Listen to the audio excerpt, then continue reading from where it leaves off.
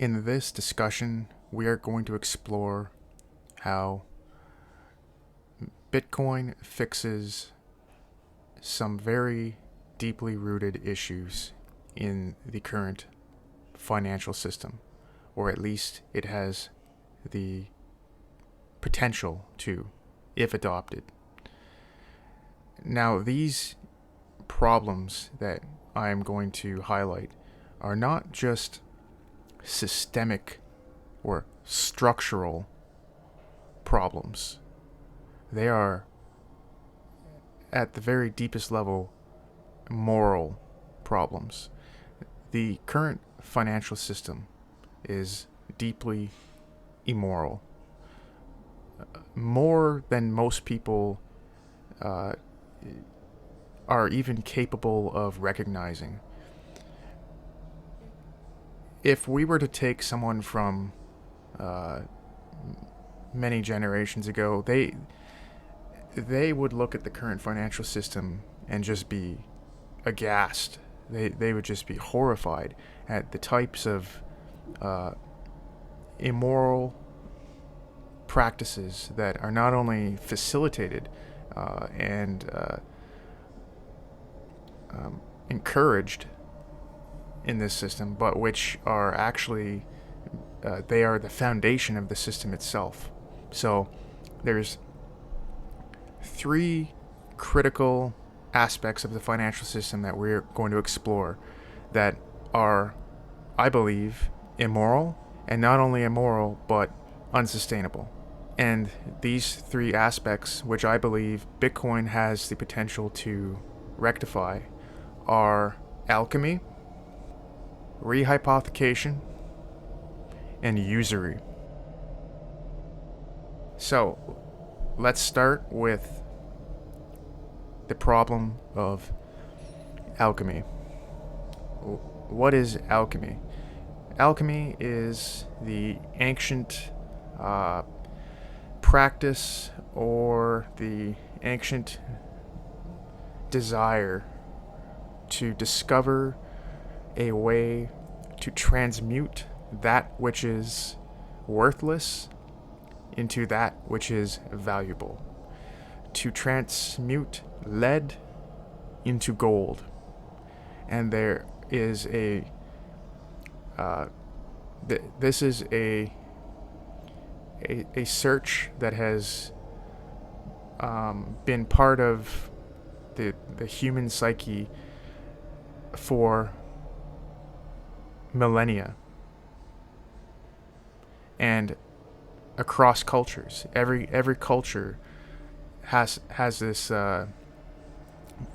this history of alchemists who attempted to search for the ability to turn that which is unvaluable, and with basically alchemical magic to turn it into that which is valuable. And that is what the mythical philosopher's stone is. That the philosopher's stone, from an alchemical perspective, is that power encapsulated within in the object of the stone. It is the power of alchemy. Now, I am going to argue that the philosopher's stone was actually discovered. That the alchemists of the past, from centuries or even millennia ago, they discovered the secret to alchemy. They discovered the philosopher's stone. And it is printing money from nothing. It is setting up financial or banking institutions in such a way that those who are privileged to be in those positions are able to print money from nothing. This is what every central bank in the world right now is. They are utilizing this this secret power, this alchemical power to print money from nothing. And of course, this places central banks in positions of immense and incalculable power. The power provided by the Philosopher's Stone, by the ability to print money from nothing, the power of the central banks to do so, is a power that no human or institution should possess. It is a power that corrupts inevitably. No human is capable of wielding this power. I've often thought about Tolkien, Lord of the Rings. What is the ring? The one ring to rule them all. What is that metaphor referring to? Well, I don't know for sure if this is what the metaphor was, but in my mind, the one ring, that powerful ring that no one should possess, is the ability to print money from nothing. If your nation or your society or your people or your government surrenders its monetary system to a central bank with the power to print money from nothing, it is surrendering its sovereignty. Napoleon sold, during the Napoleonic Wars, he sold France's territories that were held in North America for silver. And he did so that he could fund his campaigns in Europe without having to be indebted to central bankers who were willing to loan him money. Why is that? He did not want to be enslaved or indebted to central bankers. That is very interesting. Why would he decide that it was worth giving up France's territorial possessions, which are, of immense value in North America? Why would he do that? Because he knew the dangers of being he knew that any victories he would have had in his campaigns in Europe would have been ultimately not his, because in the end he would have been subject to those that he was indebted to. And there's a lesson there. There's a lesson there. The situation, of course, is now much, much worse, because back then, at the very least, Napoleon would have been borrowing money from bankers who at least had reserves, gold reserves, to back their loans. But of course now that's simply not the case. That's not how central banks work. There is no gold reserves that back money printing. It is a purely alchemical process now. Purely, it is taking literally nothing and just printing it, manifesting it into existence. And there's no limits to it. The ability to conjure money from nothing has, at least in the past, been restrained by requirements to have reserves. There was at least some tether to some tether that restrained bankers from doing so. And we will get into this subject when we talk about rehypothecation. But now that is not the case at all. Now there is no tether. It is simply pure alchemy. That's what money printing has become. This is not a moral system. nothing good can come of this. Giving anyone or any institution this much power, it, with no restraints. If you were to start from scratch and attempt to design a financial system and a monetary system from first principles that was moral and fair and sustainable, the current system, it would be the last thing that you would come up with. The fundamental problem with alchemical central banking, alchemical money, alchemical fiat currency is that it's printed from nothing, that this is the basis of alchemy, right? There is zero value input, but the output is valuable. This is critical to understand.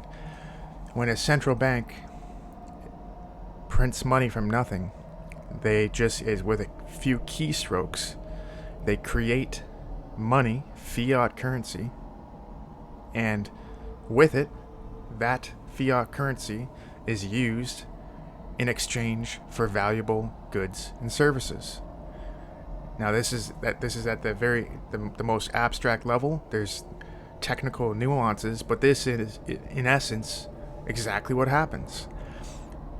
With central banking and fiat currency, there is zero value input, but then the output has exchange value. This is alchemy. Central banking is the philosopher's stone. And it is, to anyone who possesses that power, they are in a position to exploit the labor of humanity, to exploit humanity. And this is not a moral system. This is not a moral foundation upon which to build a society or a socioeconomic system. Bitcoin provides an alternative to this. Bitcoin is interesting because it too was manifested from nothing. It sort of, in a way, had a virgin birth. It came from nothing. But here's the critical distinction. This is why Bitcoin is not a basis for alchemical money that could be exploited in the way that fiat currency can. Because from the very, very beginning, from the first block that was mined, it required real energy inputs. It required real value to be input before anything was output in the form of energy. Now, yes, in the very beginning, that value was so minuscule that it basically would not have been measurable. But the key is that Satoshi Nakamoto, he did not the first million plus Bitcoin that he mined, he never used his, he never leveraged the advantaged position that he had to become another money printer among many.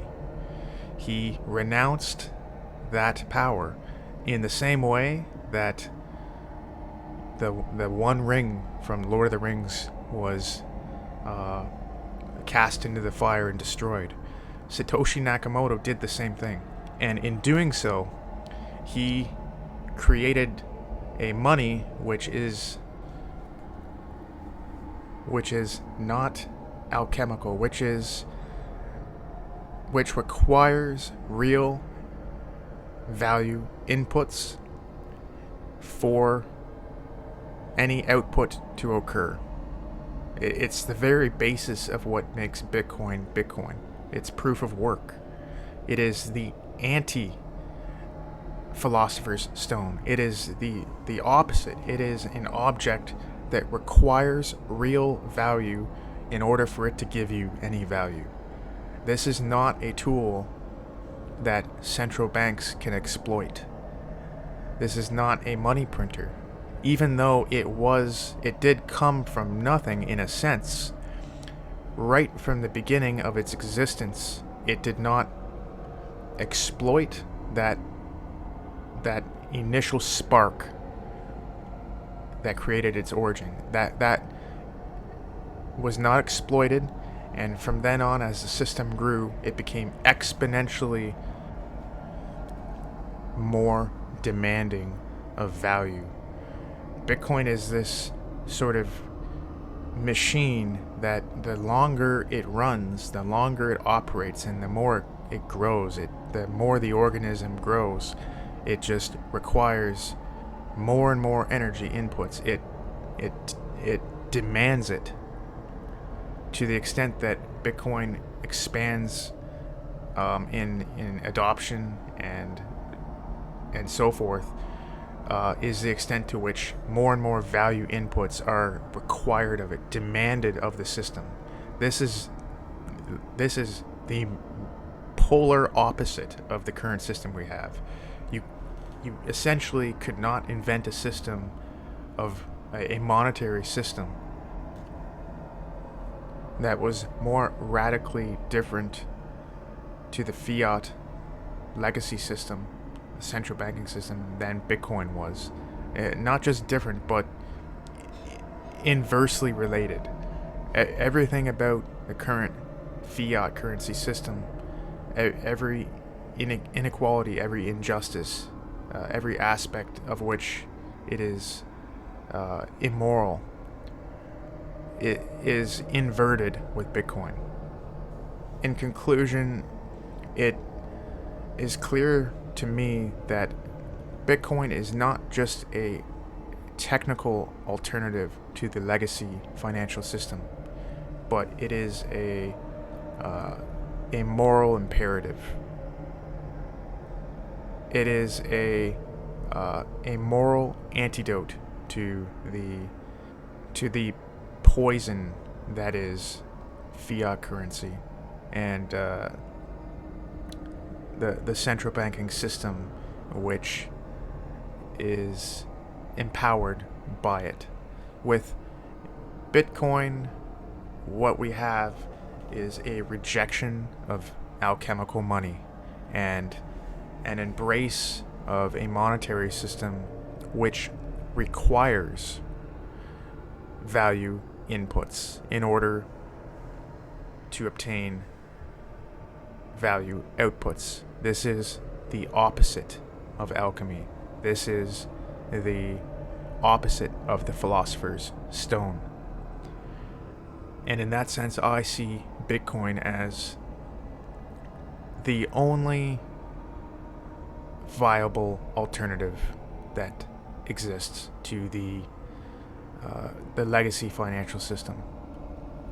It is an alternative that I believe should be embraced not just for structural reasons, but for moral reasons. And best of all, we do not require a democratic vote to demonstrate our rejection of central banking and fiat currency. There's no requirement for us to rely upon politicians to shut down the central banks. There's no need for leaders or slogans. All we have to do is take our energy and extract it from the current system and invest it into the Bitcoin system.